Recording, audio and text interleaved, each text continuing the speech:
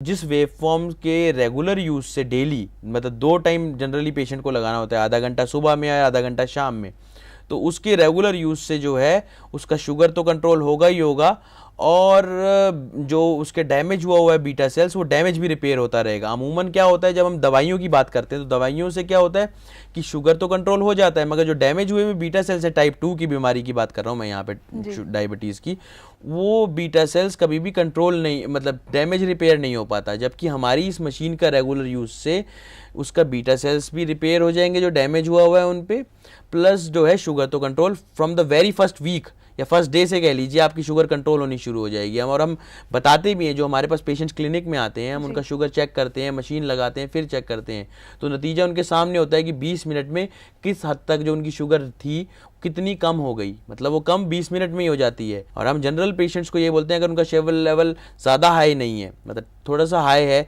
200 के करीब है, 210 के करीब है, तो आधा आधा घंटा लगाएं। अगर उनका बहुत ज़्यादा हाई रहता है, इंसुलिन डिपेंडेंट हुए हैं, होने वाले हैं या हो गए हैं, तो उनमें एक डिफरेंट सेट ऑफ मशीन आती है। वो मशीन भी डायबाट्रॉन ही है, डायबाट्रॉन प्लस कह सकते हैं हम उसे।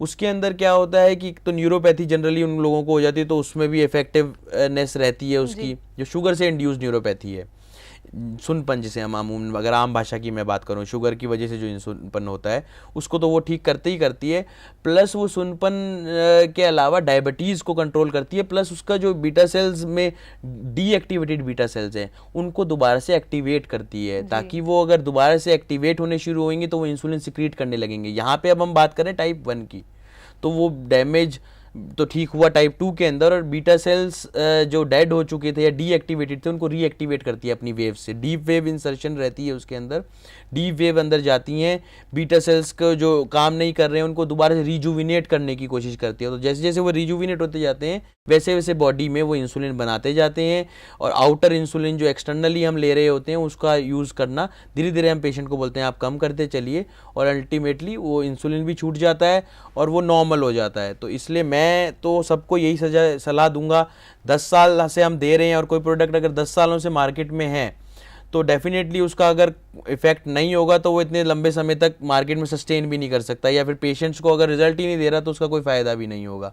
तो डेफिनेटली मैं आपको एश्योरेंस दे सकता हूँ कि आप अगर डायबाट्रॉन को यूज़ करते हैं तो ये आप मान के चलिए कि शुगर तो आपको सिर्फ अखबारों में पढ़ने को मिलेगा, शरीर में ज़रूर दिखने को बिल्कुल नहीं मिलेगा। मतलब कहा जाता है कि शुगर खत्म नहीं होगा मगर इस प्रोसेस से खत्म हो सकता है। बिल्कुल बिल्कुल, अगर कोई ईमानदारी से करे तो।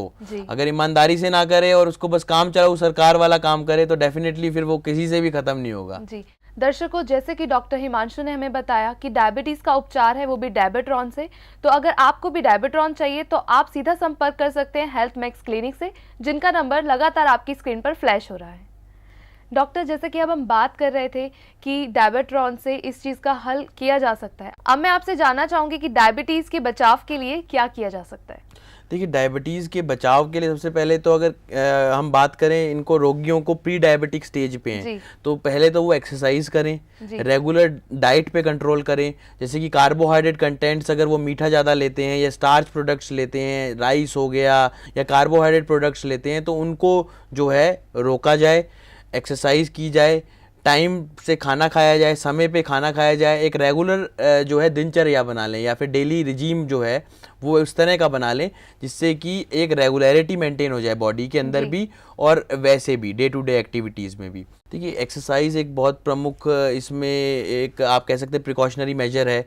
इसके अलावा एक्सरसाइज करे, पेशेंट एक डेली रेजीम मेंटेन करे, प्रॉपर समय पे खाना खाए, और इसके अलावा कार्बोहाइड्रेट कंटेंट अगर प्री डायबिटिक स्टेज पे है, अगर तो वो नॉर्मल ही आदमी है तो उसको बस जनरल एक्सरसाइजेस करनी है, एक हाइजीन मेंटेन रखनी है और बीमारियों से फ्री रहना है बस, और डाइटरी रिस्ट्रिक्शंस उसको कुछ नहीं है। अगर कोई आदमी एक्सरसाइज करता है सुबह शाम या एक टाइम तो करता ही करता है दिन में, स्वेट आउट करता है बॉडी को, तो डेफिनेटली उसको ये बीमारी एकदम से ग्रसित या फिर कभी भी ग्रसित नहीं करेगी।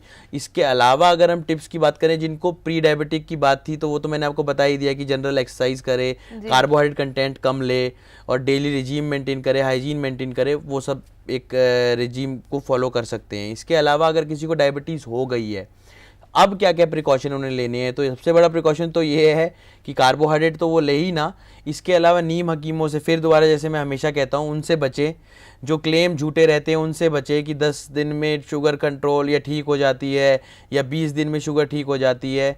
हमेशा समय समय पे अपना शुगर लेवल चेक कराते रहें। हर 3 महीने बाद HbA1c एक टेस्ट होता है, वो टेस्ट कराएं। 3 महीने की उसकी एवरेज शुगर पता चल जाती है आपको। अगर आप महीने में एक बार शुगर चेक कराते हैं तो उससे बेटर ये रहेगा कि वो तो आप जैसे करा रहे हैं वैसे कराते रहें, प्लस एक 3 महीने का एवरेज शुगर के लिए HbA1c का टेस्ट करवाएं। वो इसलिए ज़रूरी है कि मेंटेनेंस कितनी चल रही है हमारी, किस तरह का हम मेंटेन कर पा रहे हैं शुगर को, तो वो एक बहुत अच्छा प्रिकॉशन है। इसके अलावा अगर हम बात करें तो खान पान में जनरल परहेज अगर नॉर्मली किसी शुगर पेशेंट को करने हैं तो वो कार्बोहाइड्रेट कंटेंट्स अगेन और फैटी फूड, जैसे फैटी जितना भी ऑयली फूड है आपका, या मिर्च मसालों का सेवन थोड़ा कम रखें।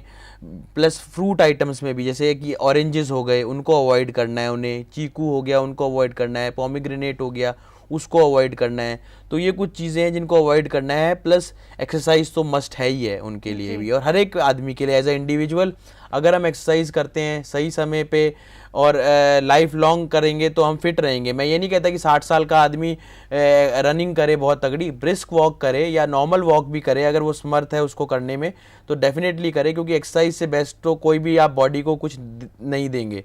क्योंकि अगर बॉडी से हम चीज़ एक्सपेक्ट करते हैं तो बॉडी को देना भी ज़रूरी है। तो बॉडी को सबसे ज़रूरी यही है कि वो एक्सरसाइज हो ताकि वो रिजुविनेट हो, टॉक्सिन फ्री रहे, ताकि हम स्वेटिंग से जितने टॉक्सिन है वो निकाल सकें और फिजिकली भी फिट रहें। तो अगर हम फिजिकली फिट रहेंगे तो डेफिनेटली हम इंटरनली भी फिट रहेंगे। जी डॉक्टर, आपने हमें बहुत अच्छी जानकारी दी डायबिटीज़ के बारे में। हमें आशा है कि हमारे जो दर्शक हैं उनको भी ये डायबिटीज़ के बारे में पता चलेगा और इसका वो सही तरीके से इलाज भी कर सकेंगे। डॉक्टर, आप हमारे स्टूडियो में आए, अपना कीमती वक्त निकाल के और डायबिटीज़ के बारे में इतनी अच्छी जानकारी दी हमारे दर्शकों को, बहुत बहुत धन्यवाद। Thank you. ये थे हमारे साथ डॉक्टर हिमांशु, जिन्होंने हमें जानकारी दी डायबिटीज़ के बारे में। आज के एपिसोड में सिर्फ इतना ही। नमस्कार। हेल्थ मैक्स क्लिनिक, हमारा पता है doctor Raghav's Health Max Clinic, B328 sector 8 Dwarka, New Delhi 110077। हमारे फोन नंबर्स हैं 011-4527-2222 और 09873646272। हमारा ईमेल ID है healthmaxclinic@gmail.com।